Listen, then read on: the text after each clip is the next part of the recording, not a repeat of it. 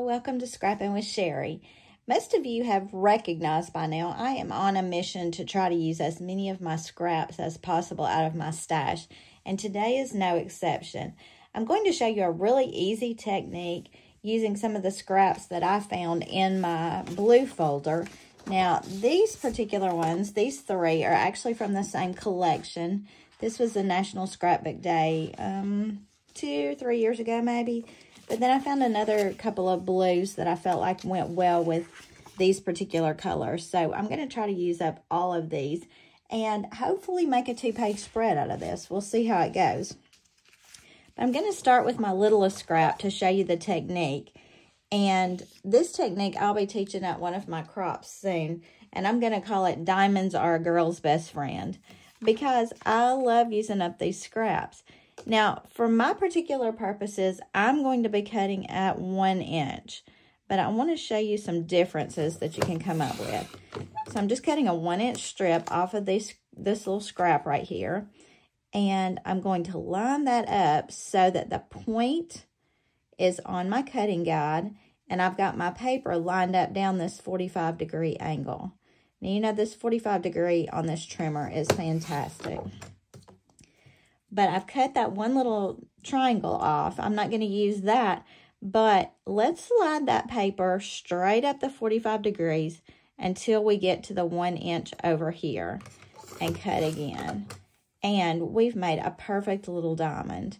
And you just keep doing that. You slide up the 45-degree angle till you get to your 1 inch mark on this side, and you cut. And you've got perfect little diamonds. How great is that? Now, in playing around with this idea, because I had not done this in a very long time, I forgot what measurement I really like to use. Now, I like the size of this 1 inch diamond because I can do lots of variations with it. But you can even go wider on it. So let's go back to my scrap. And this time I'm going to cut a 1.5 inch strip. So I've got my 1.5 here. I'm going to make my first little cut, lining up on the 45 degree and lining the point up at the cutting line. But because this strip is 1.5, when I slide, I also have to slide to 1.5. See how big that diamond is? But, I mean, another totally nice look. So whatever you make your width, that's where you're going to slide to when you're cutting to make your next diamond. This is a 1.5 width. I'm lining up on my 45 and I'm sliding to 1.5 on my cutter. And I think this would work with several different sizes. The problem is you're not going to have a lot of extra room on the right side of your cutter, but I feel certain you could probably slide it down this direction and make it work as well. So there's the difference in a 1.5 inch cut and a 1 inch cut. You can see it makes a really big difference in the size of the diamonds. So I'm going to continue cutting some of these diamonds. Let's see if that one's wide enough. Oh, look.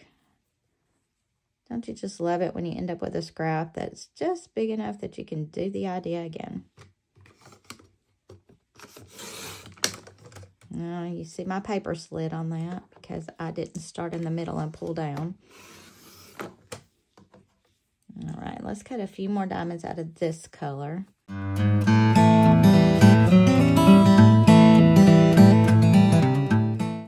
This is my pattern that's going to tie everything together because it has all of my different colors in it. It has the little bees and it has the greens, the blues, everything.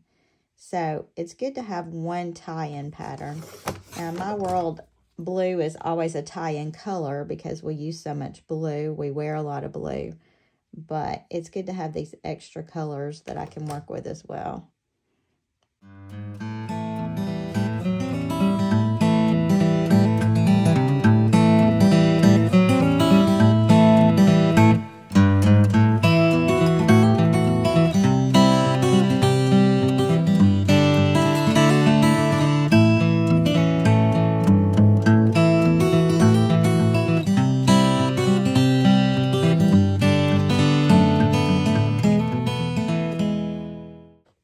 Now you can see I've got 4 different patterns cut already. Now my problem is when I'm doing something like this, I typically like to have an odd number of patterns or colors. So I'm going to pull some green, I think, to coordinate with the green that's in this pattern. I thought I might find some green from that National Scrapbook Day kit, but I didn't. And there's no greens on the back of this. But I did find this that was from one of the paper buffets that I think I'll use on this just to add in a little bit of solid. It's such a pretty green. So again, just for a refresher, I'm cutting at 1 inch. I line up on the guideline, the 45-degree angle, and trim off the tip, and then I slide to 1 inch, making sure I'm still lined up on my 45-degree angle here. And that's how we're cutting all these little diamonds. Now, I'm sure some of you are saying, well, how many diamonds do we need? Obviously, I am just cutting, my grandmother used to say willy-nilly. I'm just cutting a bunch of them out of these scraps, and when I start putting them together, we'll figure out exactly how much we need. You also would need less diamonds if you're going with the larger size, if you've lined your paper up at 1.5. So let's kind of see what we've got going on here.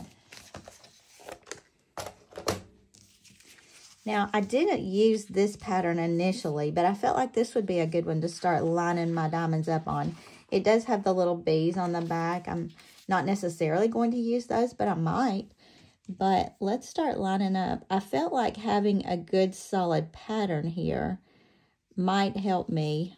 Oh, that diamond is a little crooked. I can tell by looking at it. I felt like having a good solid pattern might help me line these up a little more easily. We'll see. It could be a hindrance more than a help.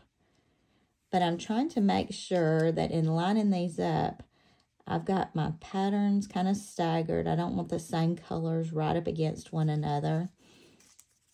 We could throw a dark up here on the top. And I don't want my pattern to repeat exactly. So I'm trying to move things around so I don't get the same exact pattern in the same places. I hope this is all making sense. It's hard to explain it. But you see, I've got a blue over here, a blue over here. I haven't used these two in my new pattern, so I'll flip them around. And I'll move this one down here so I don't have the 2 light blue dots on the same side.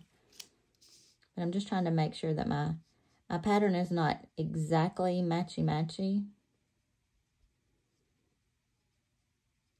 And you can tell some of my diamonds are just a little crooked, and that's because when I get started cutting, sometimes I just go faster than I should. I don't measure well. My husband and I go on some construction mission trips, and they always say, you got to measure twice and cut once. But I said, well, I can measure once, cut it twice, and it's paper, it's okay. They didn't necessarily like that in construction trips, but anyway, it's working. So you can see how this is starting to take shape. And I really like the look of this. I like all the colors. I like that solid green thrown in there as well. Just kind of gives it a little bit of different look.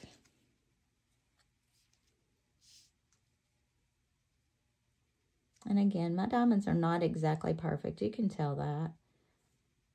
But the overall effect you get, I think, is really pretty. Now, I do think before I tape this down, I would actually like my edges finished out here.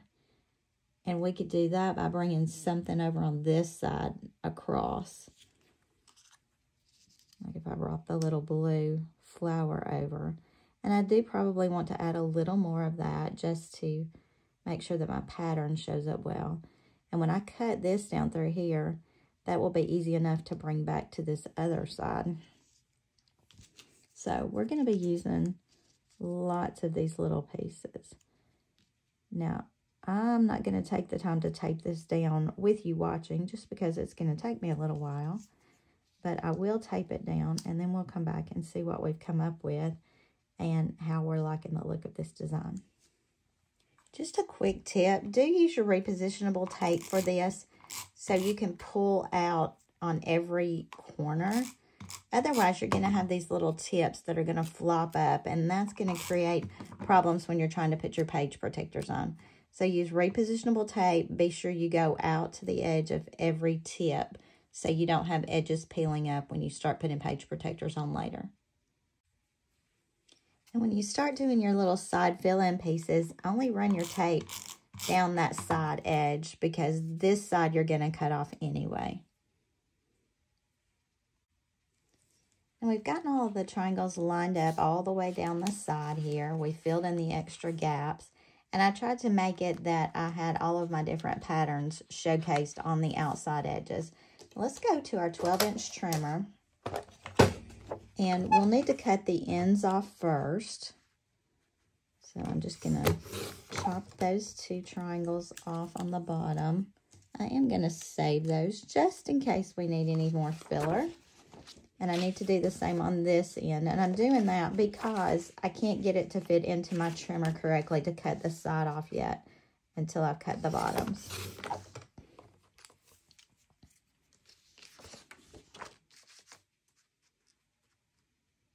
And then we're just going to line this up along our cut line here.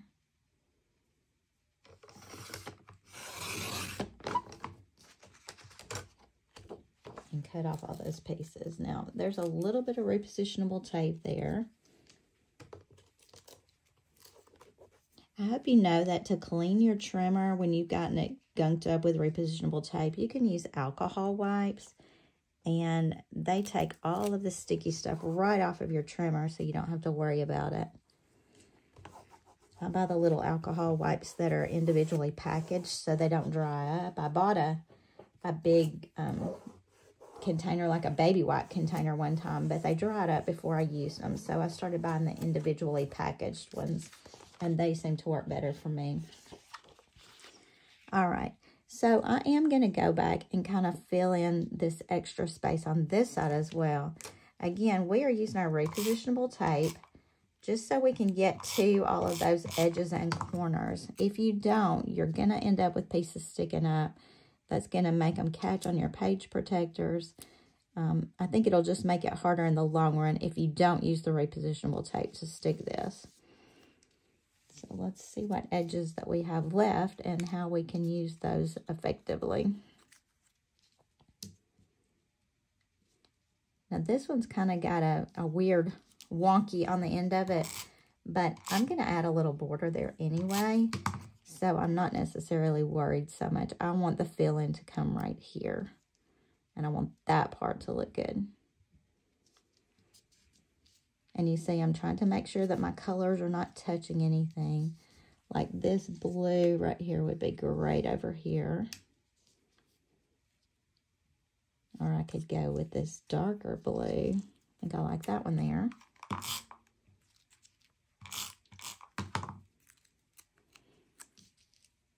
And you see, we've taken all of our patterns. The only one that we're missing is this little pattern right here.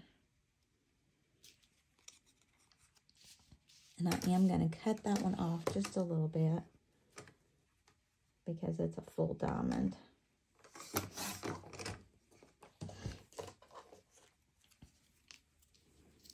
Don't worry, I feel certain we will use that somewhere else.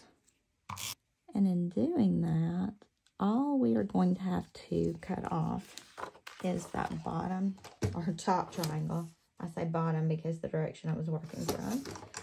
But all we had to cut off was that top triangle. Now look how pretty this is already.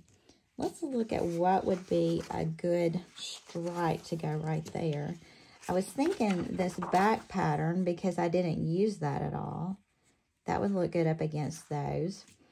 I also was considering this plaid just because I didn't use that either. And look how pretty that brings in all of my colors. But this plaid against this, I think, is a little too much. So let's trim just a small strip of this. I'm going to do even about maybe half an inch on this. Let's try that and see what it looks like.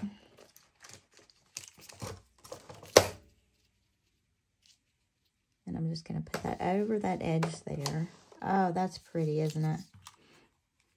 Again, I've got my repositionable tape going, so I'm just going to keep going with that. And because I used a check on the background, it's easy enough for me to line this up against one of those check edges. I'm not necessarily trying to keep all of this diamond here showing. I just wanted it to be filled in. And we've managed to do a side. Now, this obviously is not a 12-inch page. So let me play around with this and see what we can do to turn this into a 12-inch page. Let me get my 13-inch mat. Actually, let's get a cover sheet. You know how I'm all about using the cover sheets that come out of our paper packs. And if I line this up on this, I can actually tape down, and I know that I'm going to get that 12-inch size I need. So we still have some of this blue right here. We could bring that over and add it to this side. And how pretty is that? You know what? I think, ooh, you know, when you've only got so much paper, it's hard to know exactly what to use. Let's use this one. And we're going to need about maybe a 3-inch, about a 3.5 there. Again, I'm using scraps, so there's no magic measurement to this. I'm just trying to make these scraps into a pretty double page. So let me go ahead and tape this down. I'm using my regular tape for this. Just because once I get it down, I'm not planning to move it again. These papers have been in my stash for quite a while, so I thought how fun to go ahead and get them out. You can tell they're a little bit wrinkled on the edges because they've been in a folder for a really long time. But these are going to make some beautiful pages, and I'm sure I can come up with some pictures to go on them in the near future. Now, I don't like having an unfinished seam there, so I'm wondering about putting a little of this right there. And I think I'll do this. We cut a 1/2 inch here, so I'm going to pick up another 1/2 on this other side of this plaid. I'm going to leave just a little bit of that dark blue border showing. Otherwise, this is going to fade into that. But it ends up making it look like we've got lots of stripes going on. And this is a really busy page. Lots of patterns, lots of plaids, lots of stripes. Man, 20 years ago, I would never have done this. You know, I would have had my 2 triangles on this page and a few stickers, and I would have been done. All right, look how pretty that is, though. You could even turn this design this way, cut down 3 4x6 pictures and fit them in. We could go this way. Let me just pull out my photo template things here. We could cut down our 4x6s a little here just to make it about a 3.5 by 5.5, and we could fit 3 photos there, maybe even some smaller ones in squares down through here. Still a lot of room for photos on this page. So how can we make this a double spread? Well, I'm going to play around with that for a few minutes, and you will see the double spread at the end of this video. So I went back through my scrap stash, and I was able to find a few more pieces of this. Undoubtedly, I had cut them for some borders at that National Scrapbook Day and didn't use them. So I have some extra pieces of that. That's pretty exciting. So I'm trying to piece these onto the back of this sheet, this cover sheet, just to cover up all this white space. Now, a lot of you don't cover up all your white space. A lot of you like white space pages, and that's fine. It's just a difference in taste, I suppose. But I still had this larger piece left, which covers up a lot of that space, and I'm real pleased with that. I also was able to pull some leftover diamonds. I had to make a couple of more, but I put those directly on this white cover sheet here. And I am liking the look of this coordinating page. Now, I'm not bringing every single thing across because I don't have any more of this little light blue check.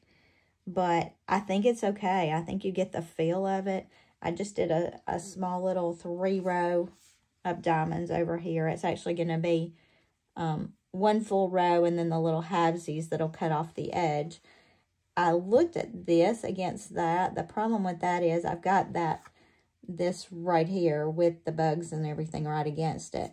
So I'm thinking I may switch out that particular diamond and lay this right here. Now in doing that, I think it ends up with a really pretty look. I'm not sure what I'm going to switch that diamond for. I could actually put one of these in there. But I am going to switch out that one diamond just so I can carry this look across. Again, this gives me my plaids that are on both pages. This little stripe I had done over here, I've carried across as a bigger piece over here. And then I'm going to pull out this.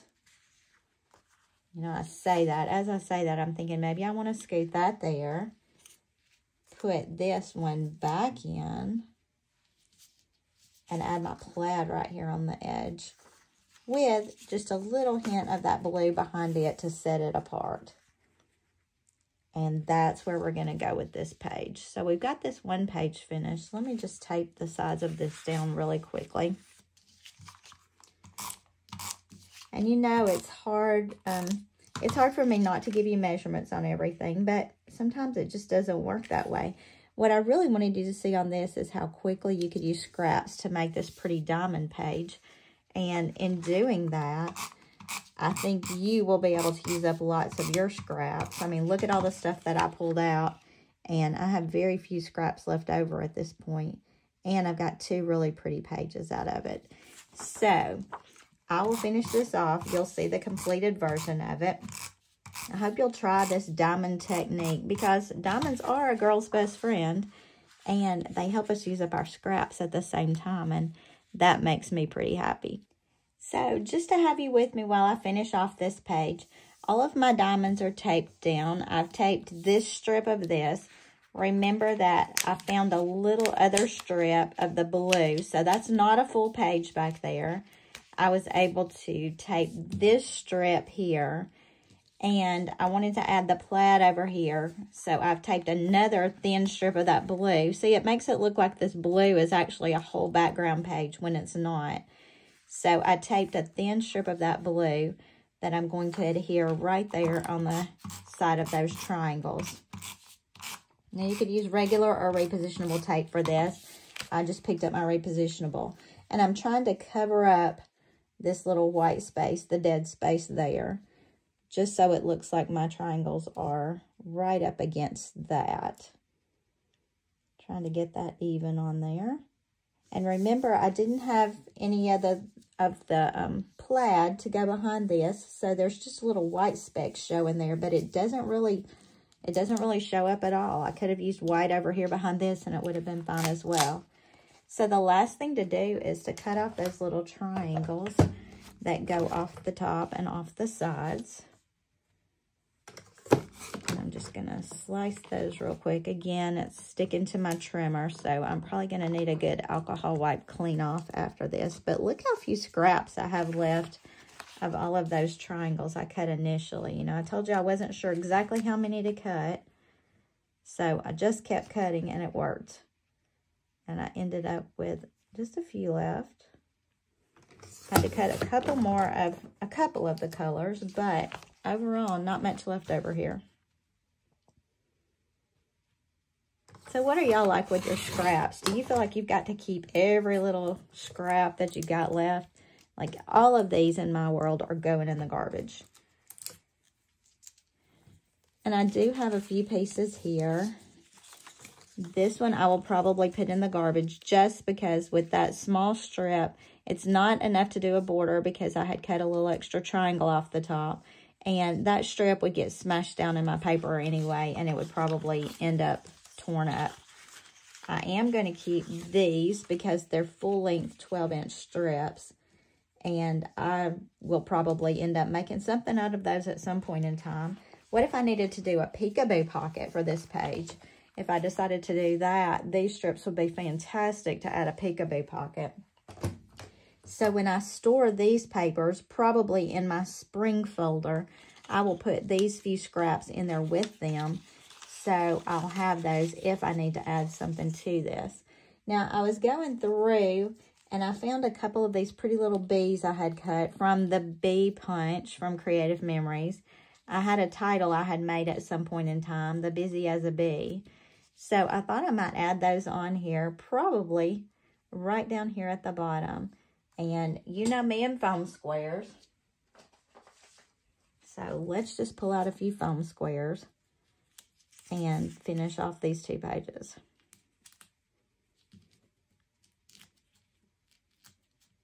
Because that's a longer length, I went ahead and added 3 foam squares.